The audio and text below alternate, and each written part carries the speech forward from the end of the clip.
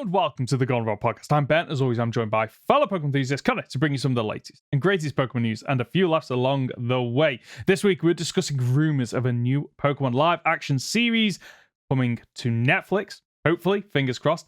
And Game Freak being rather generous lately with mass outbreaks in Pokemon Scarlet and Violet. So I'm going to be talking about my experience shiny hunting with that. As always, you can jump to a topic using the timestamps in the description below. And just a little bit of housekeeping, which is weird because I hear that on loads of podcasts and then I never do it on this one, bizarrely. But I will be here next week. I am on holiday. So Lewis has kindly offered to step in. Lewis has been on the podcast, I think, twice now, maybe 3 times at this point. It's 2 or 3.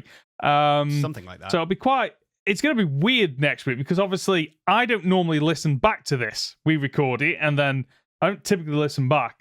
But next week is going to be the first time that I'm going to listen back. So I kind of... If it makes you feel better, I can guarantee you that Lewis is listening to this on the way to come and meet me for Pokemon Worlds this weekend. And has only just remembered that he agreed to do this. No, really? I can almost guarantee it. So if he sat there freaking out, we got you, buddy. It'll be fine. We got you. So he's coming to see you, and are you going to be watching Worlds then? So we are once again, myself, Tommy Lou, and Baker Bulbasaur are getting together to just hang out for Worlds and watch it on TV, watch it on our PCs, and just spend a weekend together because it's a very good excuse to meet up. It was the first time we ever met up was at Worlds when it was in the UK, and it's just become a little bit of a tradition now. Oh, that's so nice. That's fantastic. So are you literally just staying in there? You're not planning on going out? You're just going to getting takeaways and relax and... Yeah. Just like proper... Phenomenal. Think of it like... I don't know if you ever did university, but when you used to go around college friends and things like that, and you just veg out for a weekend, do nothing. Oh, I love that. Oh, that's so good. Drink some beers and watch some TV, but in this case, TV just happens to be Pokemon Worlds. Oh, that's absolutely amazing. I'm planning on, I don't think I'll watch Worlds as it happens. I think what I'll probably do is Saturday and Sunday night when I'm just in bed relaxing, Miles going to sleep, my wife, I'll probably just have it on in the background while I shiny hunt on the 3DS. I'm doing some shiny hunting before Pokemon Bank inevitably gets shut down. And shiny hunting is just one of those things where actually, at least on Ultra and Ultra Moon, if you get an elastic band around the 3DS, all you need to press is one button to reset, press A, I think, twice, and then up once. So it is something that you can just switch off from, and you can usually watch something else. So that's my plan, is I want to catch up on, Worlds, but in particular, I don't want to watch every battle, but I want to see probably the, semi-finals and finals is what I typically watch just to, so I can get a bit of the experience. So you watch VGC mostly? Mostly, but I have watched Unite and the trading card game in the past, but the trading card game is the one that you kind of need to know a little bit more about it to understand what's going on. Yeah, it's the one out of the 3 that I least enjoy. 1 out of the 4? Pokemon, 1 out of the 4 is Pokemon Go, but even Pokemon Go, I do get a little bit out of it, if mainly because I do play PvP on Pokemon Go, mainly for the rare candies more than anything. So I do enjoy watching that just to see what the current meta is in terms of, okay, what are the Pokemon that are most used, and then suddenly realizing I don't have those Pokemon. The chances of getting those Pokemon is quite difficult, and by the time I did catch those Pokemon, the meta's completely shifted anyway. Yeah. I won't lie. Pokemon Go is not, to me, I don't find it the best spectator sport, because it always seems to come down to either it's clear who the winner is, or there's one switch at the end. And it's just, you can see somebody switches and gets a move off and everybody starts cheering. And then you just kind of got to wait for them to do the move. Tap, do the thing, yeah. And I don't get it. I used to play Pokemon Go PvP. I used to really enjoy it in the Silver League. Which was the only one I was qualified for at the time. And I had fun with it, but yeah, it very much did seem a case of either your team was better Although I wasn't holding a lot of my special power moves, though. I was using them as soon as they were available, and I didn't put a whole bunch of TMs on them and things like that. So I didn't have multiple different kinds of moves and trying to build them up number of times. And so there's more to it than I give it credit for, but there is. I can't. It's not. If it's not for you, no, and I completely get that, and it's only now that I'm playing PvP a lot more that I've realized that there is not so much a meta, there is some strategy to it, such as like obviously knowing who you start with, making sure you've got a switch that you can bring in if need be. Things as simple as, I've got a Gyarados with 2 charge moves, because I ideally want 2 charge moves, because then it gives you double the options of which to counter your opponent. And I've done it before where I've got so on that Pokemon I've got Hydro Pump and Twister. And if I'm facing off against a ground Pokemon, I'll use Twister the first time, because then they'll go, oh, I've used my shield. Oh, Twister's like a really weak move. I don't need to use the shield next time they use their charge move. And then obviously I don't use Twister the following turn. I use Hydro Pump, which just one-shots the Pokemon. So there is a bit of mind games going on, and there's a little bit of understanding. I've got Togekiss as one of my strongest Pokemon in terms of PvP, and it can learn, I think, 4 charge moves. So I think Aura Sphere, Flamethrower, Ancient Power. It's got actually might be 6 moves, and there's a little bit of trying to guess what is my opponent going to have, and getting to learn how long it takes to charge up those moves. So I'm at that point now where there are certain Pokemon I fight against where I can almost predict exactly when it's going to use its charged move. And because of that, I can then switch in to another Pokemon. So I know that, for example, if they're going to use a Dragon-type move, I can switch into Togekiss. It's going to take next to no damage, and I don't need to waste a shield. So there is some level of strategy in it, but I will admit it's not something that I think you can just pick up. You will get a lot more out of it the more you play. But of course, Pokemon Go, compared to Unite and the mainline games, there's a lot of grinding in it to kind of get to that top tier. So I anyone that says it's not for them, I completely understand it. And it's something that I will drop in and out of every now and again. I just find myself going, I'm a little bit bored of this, and I have to wait for everything to shift a little bit before I start to get excited with it again. Well, you say there's a lot of grinding in it, but imagine if you picked up Scarlet and Violet for the very first time and wanted to get into VGC. Granted, they've made it easier over the years to build a competitive team, but there's still some grinding going on, especially if you want a fully competitive team, because then you've got to get multiple games, really, which is never fun. And it's something we've discussed last week before, something like that. We've discussed it many times in the past as to, is that okay for them to do? And the reality of the situation is most people who are at a competitive level just have other people build their Pokemon for them, and that way if they get caught cheating, then they don't take the blame because they just got it off someone else. Yeah Definitely. But yeah, I'm looking forward to Worlds, as I'm sure you are as well. And the best bit about Worlds, there's more. We're gonna get news. We have to get news from Worlds. We have to. I hope so. In some fashion, so we have to get news.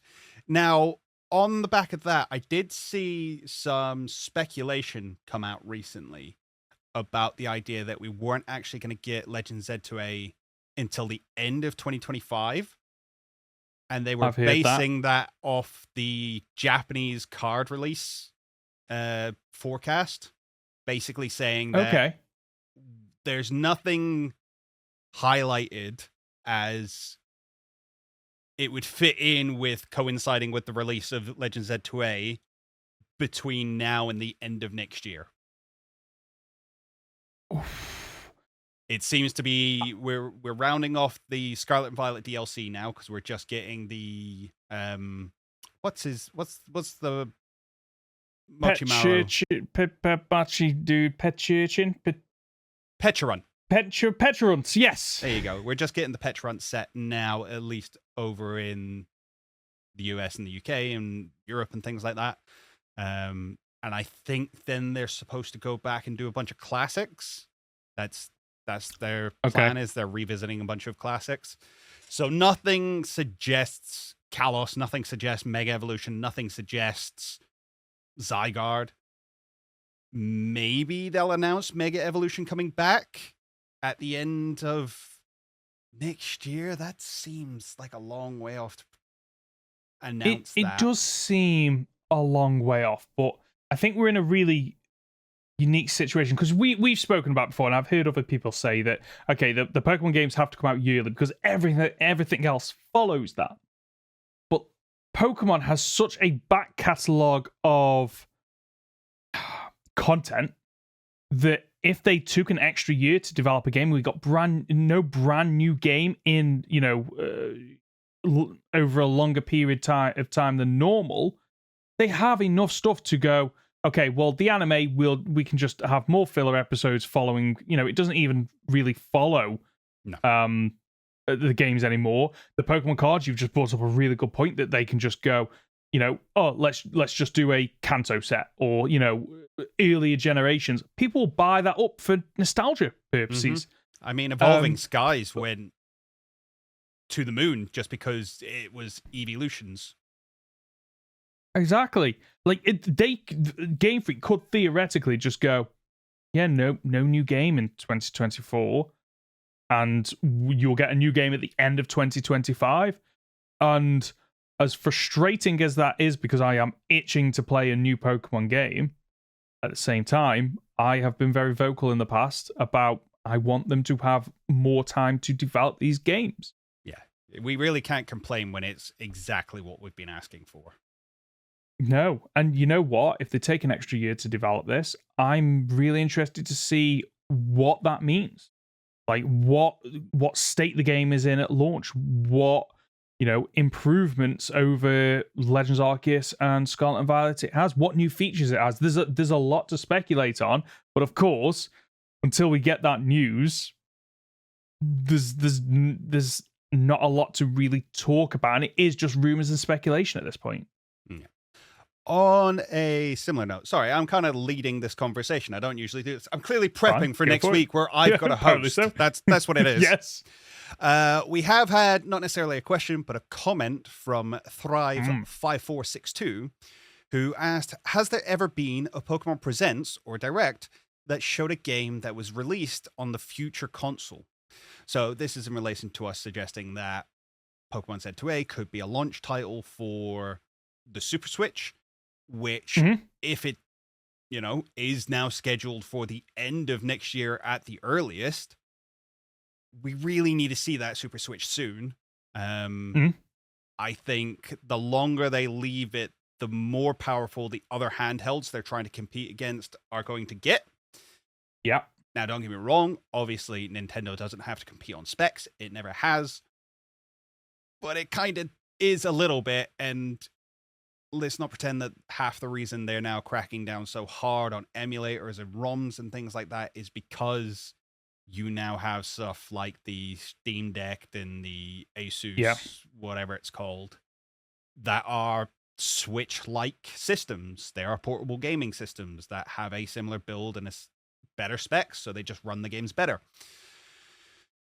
Now, we've heard rumors saying that the Super Switch will be on par with the Steam Deck, which, if it's true, cool. Yeah. But a year's time from now, we could see a Steam Deck 2, and it could be much better. We could see other companies come out.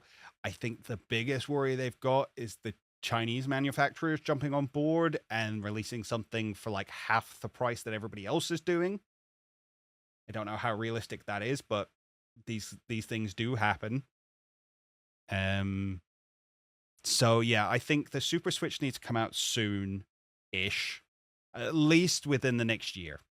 I think by August next year, if we don't have it, they're not. Yeah, I'm not sure about this one. But we also have suggested that new Pokemon game could be a launch title for it, so maybe it comes out in the Christmas. They both come out in the Christmas period next year.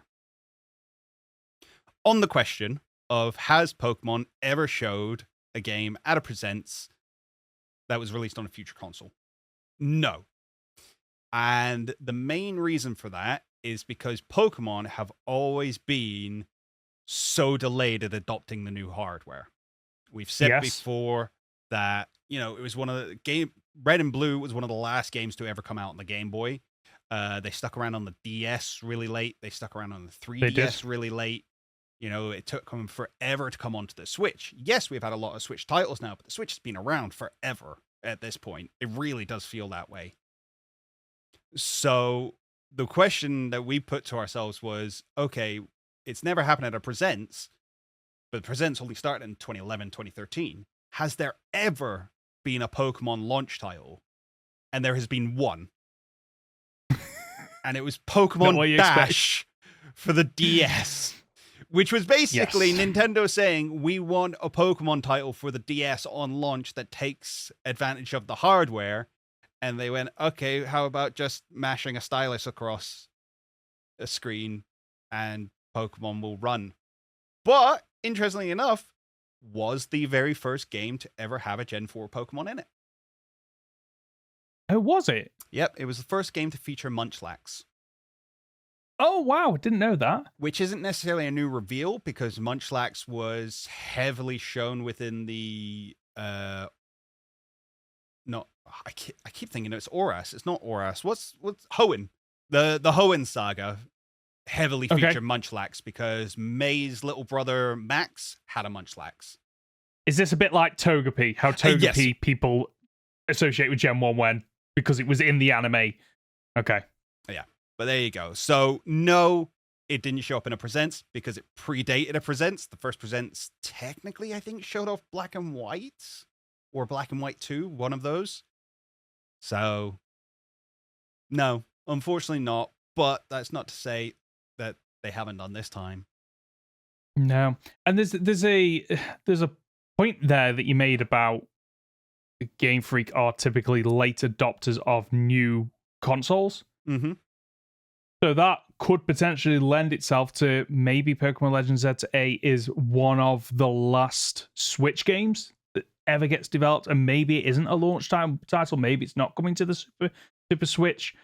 But again, there's a lot of speculation here, and I think we're at that point where, if the Super Switch had been announced by this point, if we'd have seen footage or, it was open to pre-orders or whatever it might be, I think the conversation would be, Legends ZA must be coming to that. But the fact that it's that thing of the cart before the horse, we don't know, because we don't know when the Super Switch is coming out, it makes it really difficult to nail down when we think Pokemon Legends ZA is going to be released and on which console it's going to be released on as well. And I have to my head is in the space of it is on the Super Switch, because I think that it will come out sometime between Q1 and the end of next year, which I'd imagine is when the Super Switch will be out. But until we know more, all we can do is speculate, which is really annoying. Yep. But shall we do the sad news? Let's move on to the sad news, unfortunately. So people have probably seen this. It was all over Twitter and Reddit earlier on this week that Rachel Lillis, the voice actor for Pokemon's Misty and Team Rocket's Jessie in the anime, has died just aged 55, which is like it's nothing. People should be. You saw 46? Oh, let me know, because I got 55 from my source. I say my source. It was a news article I read. But either way, it's like way too soon. Conor is furiously finding out. So anyway, while you're looking at that, she passed away on August 10th. USA Today has her at 55.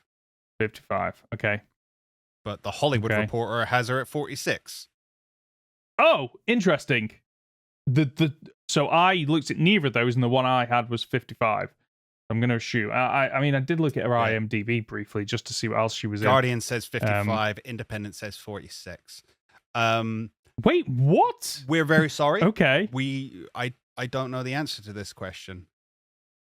Either way, way too young. But hold on, 46, and she started in 1997. So what's What's 2024 take away? It's like 30 years, nearly 30 years. 2024 take away 1997 would mean that she was 27 when she started. Wait, no. I've got it saying here she was born 8th of July 1969.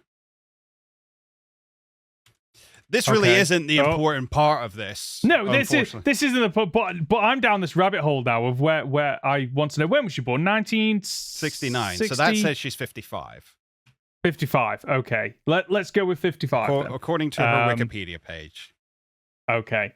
Well known for portraying Misty and Jessie in the anime. She's credited, and I can't believe this, in 423 episodes between 1997 and 2015. And that's not including the movies. It's not including a host of other anime and video games as well. Apparently, she did some of the noises for Pokemon in the Smash franchise as well. Just to kind of wrap this up, Pokemon co-star, so Veronica Taylor, who we'll all know voiced Ash Ketchum, shared a post on social media that said, "We all know Rachel from the many wonderful roles she played. She filled our Saturday mornings and before and after school hours with her beautiful voice, her terrific comic timing, and her remarkable acting skills. She was an extraordinary talent, a bright light that shone through her voice, whether speaking or singing. She will be forever remembered for the many animated roles she played, with her iconic performances as Pokemon's Misty and Jessie being the most loved. Rachel was so thankful for all the generous love and support that was given to her as she battled with cancer. It truly made a positive difference. Her family also wishes to thank you as they take the time to grieve privately. A memorial is being planned for a future date." Honestly, it's weird because before this week, I'd never heard of this person, and yet I can close my eyes. Yeah, and I can close my eyes and I can hear in my head how Misty talks, how Jessie talks. Like, that's how ingrained this person's legacy is in my head. And you know what? They're absolutely right there. She wasn't just a voice actor. They are an actor. They can bring these characters to life just through the power of their voice, which is a remarkable skill to have. And it's a real shame that this is something from my childhood, which it makes it really weird. And like, you are absolutely right. Like, you do mourn it a little bit because it's part of your childhood dying as well. Yeah, I mean, it's in a similar fashion to like Akira Toriyama died this year as well, who was the creator of Dragon Ball. And that was one that kind of shook me a little bit of like, no, you are forever locked away in my childhood. You don't exist outside of that bubble. Yeah, you don't age, you don't do anything other than that one little thing, and you're gonna do it forever. I mean, the one thing, there is no positive to this, obviously, but we don't have to worry about who they're gonna recast because that side of the anime is done. Ash's story is done. That combination with Misty and Jessie are finished. So weirdly enough, thank you for your service. Like, it was what you said, it started in 1997 they started recording. Yeah, you know, that's nearly 30 years of playing the same character. God bless him. Thank you so much. And what a legacy. What an absolute legacy, and something to be remembered by. Is just phenomenal. And you know what's really weird? Now that I know that they're played by the same actress, I'm like, you hear it. Oh, actually, I can hear the similarities now. I get it. I actually get it. It was when it took me way too long to realize that Brock, the actor who plays Brock, also plays Seto Kaiba in Yu-Gi-Oh. I can hear that now. Yeah. Yes, I can hear that. What? But I imagine a lot of them are in the same circles as well. Yeah. Like, I've seen it before where the voice of Vegeta in Dragon Ball Z plays All Might in My Hero Academia. I don't know if you've ever watched that, but I don't know if it's is it Vegeta? I thought it was, yeah. Now I'm only damn because unsure. Sean Schemmel, who plays Goku, is in quite a lot of things, and I recognize his voice. Like, again, Sean Schemmel shows up in Yu-Gi-Oh! As Crowler in Yu-Gi-Oh! GX, which is a complete opposite end of the spectrum. We can go on a deep dive about voice actors, because once you start noticing that they are just in a lot of your childhood as different people, you can start picking them out, and you find those very distinct tones in their voice, certain deliveries. Like, I remember I was watching Yu-Gi-Oh! GX, and it wasn't until Crowler was screaming, and I'm like, oh wait, that's a Goku scream. I know that scream. Yeah. It's like the voice actor of Sora in the Kingdom Hearts franchise. He was in The Boys, bizarrely, and it was only when I was watching The Boys, which is a very different type of show than Kingdom Hearts, and he went high pitched at one point, and I was like, that's Sora. I know that voice. It was just really weird. Chris Sabat did play All Might. Yeah, and there's another one where there's a character in, what's it called? Mythic Quest, which is a TV series on Apple, and one of the women starts talking, and it was bugging me throughout the entire season, because I'm one of them that once the season ends, I'll look it up on like IMDb and just like do a bit of research, and I like the trivia and stuff. And I don't like to do it until the end of the series, because I don't want to be spoilt on anything. If you just if something's really popular and you search for it, typically you get hit with all these articles of, you'll never guess why this character decided to not return for the sequel. I'm like, I don't want to be spoiled. Anyway, so I looked up this voice actress, because I was like, why does she sound so familiar? And she plays Aloy in the Horizon series on the PlayStation. And like I say, a lot of these people run in a lot of the same circles. And once you start to pick up on their voice, you start to notice it in a lot more as well. And it's a credit to these people that do this. So my favorite one, though, is there's a voice actress / actress. It shouldn't be really a statement that you have to make. All voice actors are actors, but they show up in Hollywood movies as well as animated voice shows. The person who plays the girl in The Boys, yes, Kimiko, yeah, Kimiko, and played Katana in Suicide Squad. Yeah, doesn't really speak in either of those roles. She doesn't know.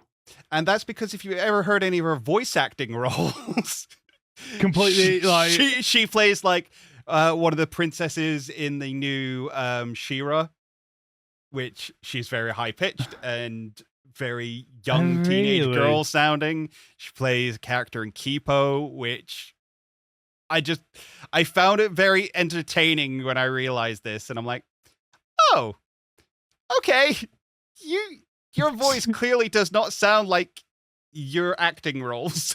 I see why you don't speak in those. I can understand. I'm just looking her up now and just seeing like how much other stuff she's been in. She's in a few things that I want to watch, funnily enough. Oh, she was in Pokemon Concierge. She was, yeah. Who? Oh, she played Haru? So there you go. So now you've got context for it. What? Wait, what? That's her. So I watched Concierge in Japanese, so I wouldn't have noticed it. Oh, okay. But yeah, there you go. The person who plays Haru also plays Kimiko in The Boys. Square that crazy. One away. Yeah, just that's crazy. That's voice actors crazy. Are a treasure, and we are sad to lose one of them. Definitely are.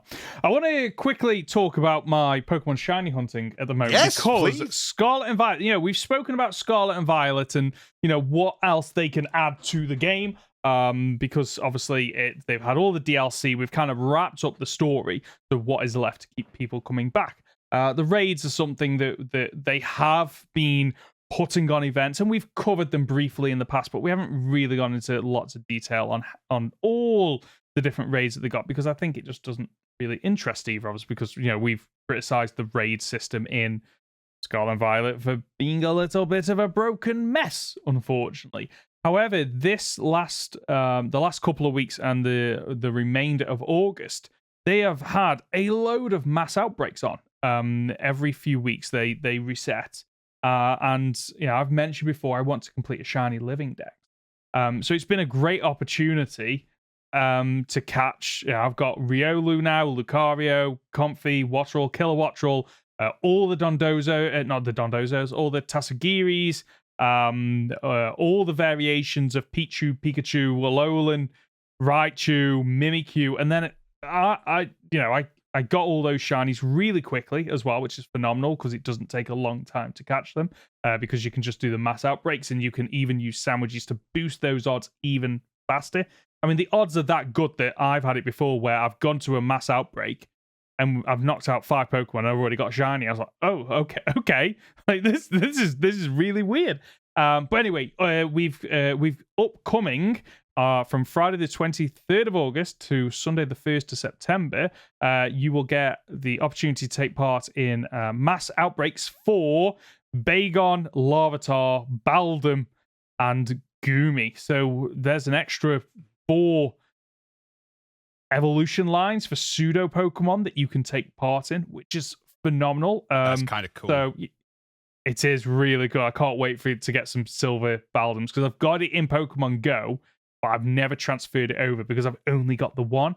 So I'm so happy now that I'm going to be able to complete so many of these pseudo legendaries, which is phenomenal. And I'm just happy that, there's a reason for me to go back to playing Scarlet and Violet after, it's been released for so long. But I don't know if you've heard, there is one other shiny that is being released as part of this, and that is Gimmighoul. So they finally released. So this is only the second time that Gimmighoul shiny has been released. But, and this is the thing, when I found out, I was absolutely fuming. It's only available in 5-star Terra raids. Okay. And the odds are still 1 in about 4,000 something. So the odds of getting one are so ridiculously low that I'm debating whether to do it. And this is the annoying part because have you heard of the YouTuber Austin John Plays, who covers Pokemon leaks or news or tips and stuff like that? Anyway, his Discord community, what they've done is those people that have found raids that are shiny because they're apparently, and I don't fully know it, they have got some kind of tool that allows them to scan a raid before it begins to check if the shiny value. And from that, they can go, oh, it is a shiny, therefore we will host this on Discord and people can join in. And I'm in two minds about that. One, because it would mean that I would have to pay for Nintendo Online for 30 days, which is about £3. So I'm paying for that shiny, which I don't like the odds of. But also the second thing is that hacking by any other name? Is it hacking? But I think for me, does it make the value of that shiny? Does it reduce the value of that shiny? I don't know. No, it sets the value of that shiny at £3 for you. Well, it does, yeah, and I don't know how I feel about it, and I'm really annoyed because I've had no issues with jumping on and spending time shiny hunting all these Pokemon over this month, and I have genuinely enjoyed it. But this Gimmighoul one just leaves me with a bit of a sour taste in my mouth, and I'm just wondering, like, Scarlet Violet came out, was it 3 years ago now? 2 years ago? 3 years ago? You're asking the wrong person. I can't remember. And we've only had this opportunity twice. So how long am I going to have to wait if I pass up this opportunity? Yeah. I don't know. And I don't know how I feel about it. I mean, I have got time. Let me know in the comments. I want to know, like, what does it lower the value of it? Is it cheating? I don't know. The question is not necessarily what's this one shiny worth to you. It's what's your shiny deck's worth to you. It's a really good question because I do want to complete the shiny living decks, and I already know that there are going to be. Well, yes, yeah, and that exactly, and I already know there are going to be certain Pokemon that are really difficult to get. I'm thinking the mythicals, but also shiny Pokemon from games that eventually you won't be able to trade up. So once Pokemon Bank goes, that's it. Anything before the 3DS era, you can't shiny hunt anymore.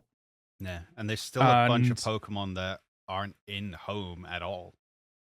There are. You're right. Yeah, or at least Pokemon that you can't get on any Nintendo Switch game. So like the elemental monkeys you can't get, Patrat and its evolution. Might be one of them.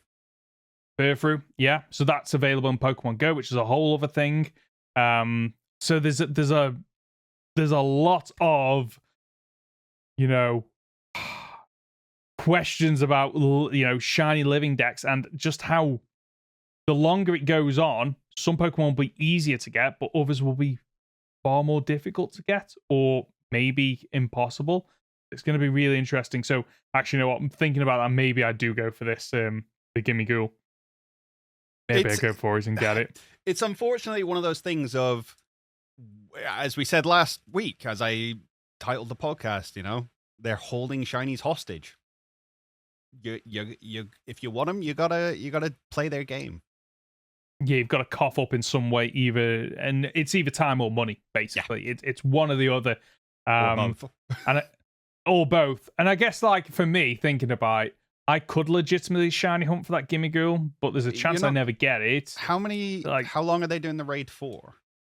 It's until I've got this in front of me. So, from Friday the 9th of August until Thursday the 22nd of August. So yeah. But I guess what I could do is, as long as I don't update my Switch past the 22nd of August, I think it will still work. Yeah, but you won't be able to do it with anybody else, and we all know that you can't raid on your own. Not 5-star.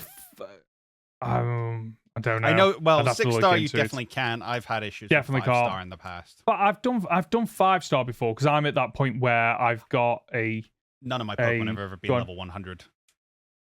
So I've got, it's a Iron Hands with Bally Drum. So you Bally Drum turn 1 and then Drain Punch turn 2, and then you just keep Drain Punching, and it's you know, it's quite OP actually. I don't know. I think I will just pay for the online and maybe get this. Drain Punch a Gimme Ghoul?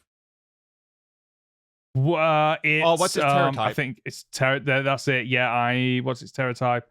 It has various Terra types. As long as it's not Ghost, I'm okay. Okay. So that's an option. I don't know. You still got to do 4,000 raids, which take like at least 15, 20 minutes each. Yeah, and that's not 4,000 raids and you're done. That's 4,000 raids and you could go over the odds and still not have it. You know what I think I'm going to do, because I've got a bit of free time over the next week, is probably try to get it legitimately, and then if I can't, probably I'll bite the bullet. Are those the base odds? Shiny Charm apparently doesn't make a difference. It is 1 in 4,000 and something. Yeah. Oh, yeah. And you can't. There's no way to increase those odds. And the annoying thing is, apparently, when you join the raid, you can tell if it's shiny or not. But the chest is the same regardless of the shiny, and it's just the little Gimme Ghoul inside of it. And as you can imagine, trying to see that color when it's all shiny because of the terrestrialization makes it really difficult. So I think I'll try and do it on my own for a bit first, and then go from there. What I worry about that as well is, if you're not doing it with a group who are specifically shiny hunting, you might end up going into raids and people just bailing out the moment they see it's not shiny. True. Which means anybody just trying to catch Gimme Ghoul for whatever reason could just have a really bad time. Yeah. Oh, it's really annoying, because like this is one of those things that would make me play the raids, because it is just that opportunity to get something that I've not already got. And I would have liked to have seen more of that from Scarlet and Violet since its launch, in terms of, like they did with Walking Wake, for example, where I'm talking months, if not years on. Ultimately, though, they need to fix the raids, which isn't going to happen. It is one of those annoying things where there was a way to get people back into that game and continue playing during the lifespan of it, but I just think they've done it in a poor way, unfortunately. No. Which, again, we're both people who picked up Dynamax Adventures, and that kind of brought us back to Sword and Shield more so than the rest of that DLC, I think. Definitely. Agreed. Let's move on to the final piece of news this week. That a new Pokemon live action series is apparently coming to Netflix. So a semi-reliable leaker, Daniel RPK, has revealed that there's a Netflix live action Pokemon series in production that was first rumored in 2021 and is going to focus around the protagonist, Red. Now, you mentioned before we started recording that they're a semi-reliable leaker because they have leaked stuff before and gotten it right. They've also leaked stuff before that wasn't true. Yep. So what I've got, this headline note I got was that it was first rumored in 2021. I don't recall hearing anything about this. Nope. But I'm wondering whether or not it was a case of, when it was first rumored, it was literally just it's, there's apparently a Pokemon show coming to Netflix, and that was it. So maybe that's why in 2021 it wasn't that prominent in the news. So the thing is, it might have been a case of, we're getting a Pokemon show coming to Netflix. And even if they said it was live action, it may have been a case of Pokemon Concierge was then announced. So people went, oh, maybe that's what it was, and you got the information wrong. Whereas now they've come out and said, actually, no, it's a live action show. And not only that, it's based on Trainer Red. Which begs two questions. Well, it doesn't. It begs one question with two answers. Three answers. Are they doing Red from the game? Are they doing a trainer called Red that they basically do their own story with, but is based on the character we saw from Origins? Or are we getting the manga? Because that's... So that could be very, very fun. So when we say the manga... Yeah. I mean, Pokemon Adventures. Yes. So for those that don't know, the manga follows a completely separate timeline, storyline, goes into a lot more detail, but also it is, and we've spoken about it very briefly in the past, it's less child-friendly, shall we say? Yeah. Is that the way to put it? It probably touches on more mature themes than the games do and the anime does. Yep. And I think back to Detective Pikachu, which I believe is the only other time they've done a live action Pokemon anything, that was a film. And you know what, actually thinking about it, the Pokemon came across a lot more dangerous, which I think lends itself to the manga in terms of, I'm thinking about when the Greninjas break out the lab and start chasing them, they're throwing shurikens and everything, and that's not something you would see in the anime. Well, you might see in the anime, but it would be a lot more humorous. It'd be like, there's no worry here, there's no danger. Whereas in Detective Pikachu, I felt like at times the protagonist, was in danger. So actually, I've come into this with one preconceived notion of, it's going to be a fun adventure following Red as he makes his way through the game, and it's going to be lighthearted and for children. To suddenly you've mentioned that and think the manga, and I'm thinking, could this be aimed more towards teens or adults? Which I think could work.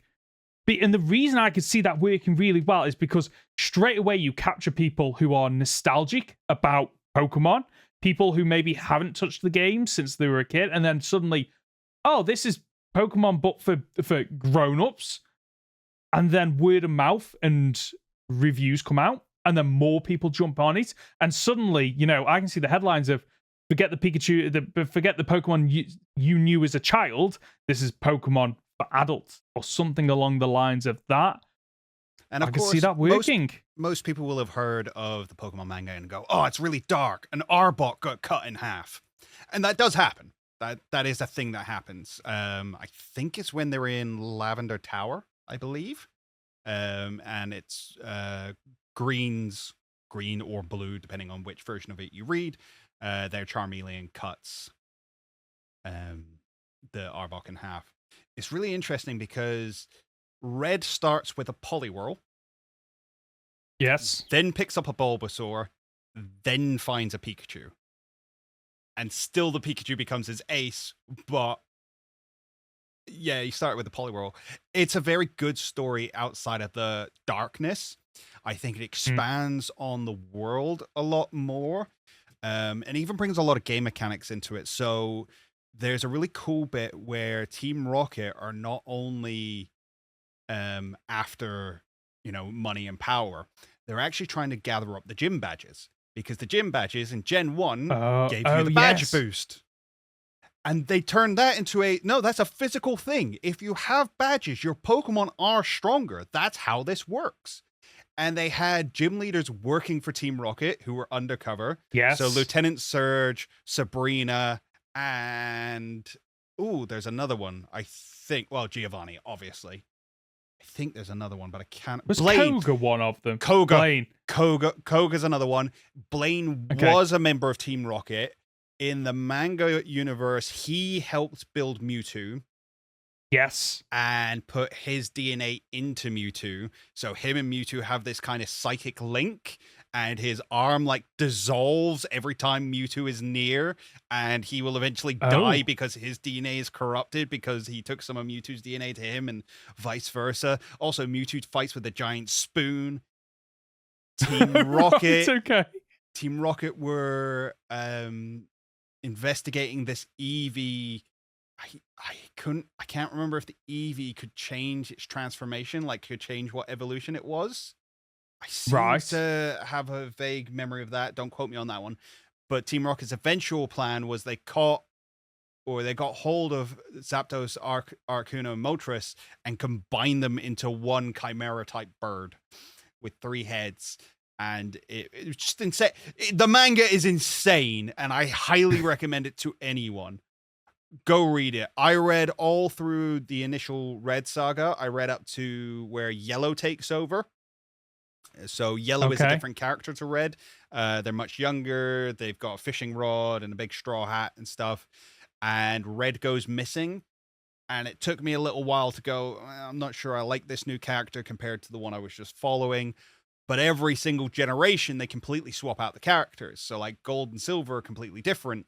Gold, Silver, and Crystal. And, once again, Gold has a fishing rod. I don't know why they had fishing rods so much. That's just kind of their thing. But yeah, no, if it's a live action show based on the manga, I look forward to it. And I'd be a bit worried about how it would look. But they did One Piece really well. They did, yes. And if Netflix are going to throw that kind of money at it, which why wouldn't they? If they have access to this kind of license, they know how big Pokemon can be. And they go, right, we're just going to adapt this source material and we're going to do it for a certain audience. And we're going to do it right. And it gets One Piece kind of money. I could see this being pretty good. If it exists. If it exists, yeah, this could be out. This could be nothing. It could be something. I don't know. I am to this day still disappointed that the only live action, Pokemon series or film that we've had is Detective Pikachu. I need to go back and watch that at some point. I do remember that I think they did quite well translating these Pokemon to real life in terms of how they would be, things like Jigglypuff having a little bit of the fur, Charizard having the scales and everything, Lickitung and on the train just slime and liquid everywhere was phenomenal. And let's not forget, Detective Pikachu wasn't a flop. It did performed really well. So I've got the figures here. So it cost them $150 million to make. It made back $450 million. So it wasn't. The problem is, I think if you're going to do a Pokemon movie, you kind of want it to do $1 billion, don't you? I mean, what did the Mario movie make? Wow, good point. Yeah, but did it came out in 2019? Was that the wrong time? Was that too early? I think maybe compared to. Do you think it was too late or? No, I think it came out.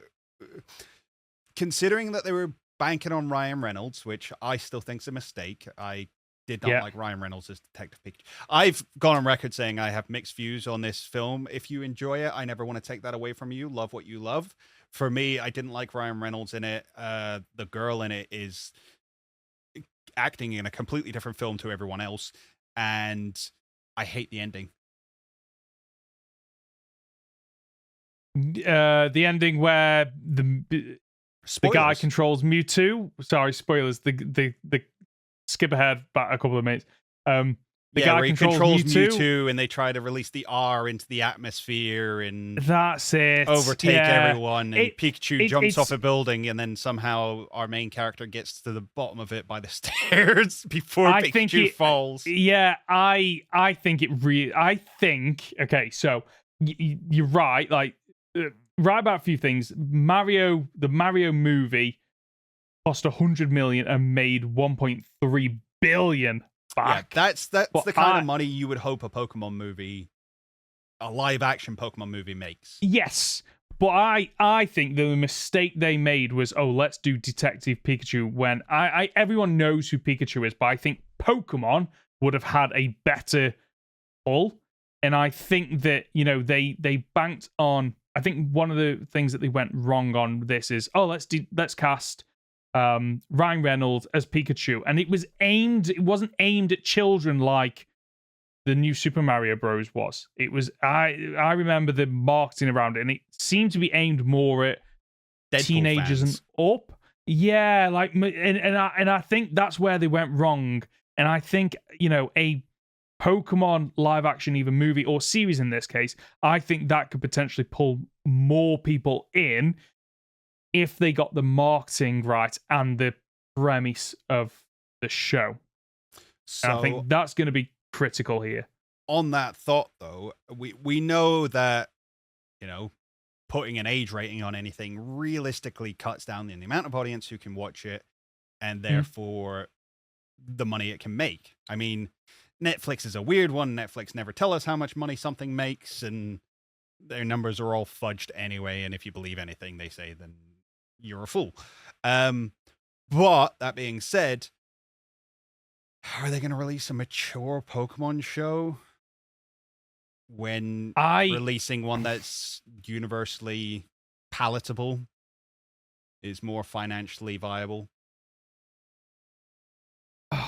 It's a tough one, really. If this was a film, I would 100 go down the route of, no, this is going to be aimed at children. It's going to be PG, and it's going to be very similar to Super Mario Bros. The fact that it's coming to Netflix, I think, opens up the opportunity for them to go, we've got a bit of a broader range here, that we can, there's more we can do with the series because we're maybe not as hampered, because we don't, like you say, they fudge the numbers, they don't really talk about it, and there's a reason why Netflix typically only do a couple of series and then most things get shelved or cancelled. There's an opportunity there for them to go, we're only going to get a couple of series out of this, seasons out of this. So, if we want to go darker, more mature, more adult themed, let's do it, because we don't need to worry about, is it going to make a shed load of money back? Ultimately, all they need is content to either keep people on Netflix and continue to pay the monthly fee, or for people to go, you know what, I'm going to sign back up to Netflix, or sign up to Netflix for the first time because of the appeal and the draw of, I've heard about this brand new Pokemon thing that is more mature. So I think it is an option, but I do take your point that, it does cut down on the audience and the potential audience. If it was a mature Pokemon thing, would I let my daughter watch it? I don't know, I'd have to watch it myself first, but probably not. And there's the next question. So the manga back in the day was actually pushed for quite heavily by Game Freak. They wanted a more mature story than they were able to make in the games. So they pushed quite heavily for it. Pokemon is so much bigger than that now and has such a brand image of being this family-friendly content despite being quote-unquote dogfighting, if you want to go down that route. I don't think it is. I think there's many arguments why it's not that, but anyway, it doesn't matter. As you say, would you let your daughter watch it? If it says Pokemon, are many people going to look much further into it than that? No, they're not, because they're gonna go, oh, Pokemon, that's that cute rat thing, that yellow rat thing. Oh yeah, my kids watch it all the time. My nephew, my niece, whatever. That's the Pikachu, right? Yeah. So of course I'm gonna let them watch it. And the only way you could kind of get around that is if you went, right, okay, if it's a mature theme, maybe you change the name of it, so it's not Pokemon, but then you run into the issue of, what's the point Pokemon is so recognizable. Exactly. And the only other thing I could potentially think you do is, the Pokemon logo isn't yellow and blue. You do something subtle like change it to red and grey and red and black, because it kind of goes, oh, okay, red and black, you associate that with horror films and that kind of stuff. But then it feels like they're having to jump through loads of hoops. Stops it being Pokemon. Yeah. So you know what? The more we talk about this, the more I think, oh, maybe they go for something that children can watch, but there are a couple of more mature elements where adults can enjoy it, but kids, it'll just go over their head, maybe. Again, we might end up just getting a live-action version of Pokemon Origins. It is Origins, isn't it? That's the one. Yeah, where they're like, yeah. So, which is a really good. It's a really good. It's good fun. I enjoyed snippy. It. Yeah, and ultimately, it's there to sell the Mega Evolution, which I didn't realize until a few years later when I watched it again. I was like, oh yeah, okay, back. Which is coming back. Yes. And it is real. If you haven't watched Pokemon Origins, I really recommend you do it. It is very much it's almost like a montage of Red's journey through to completing the Pokedex. And that is one of the things I like about it, is it doesn't end with him beating the Elite Four. It goes on further than that. And it is a really good show, or a movie. But yeah, maybe that is all we get. Maybe it is just that, but it's over the space of 12 episodes.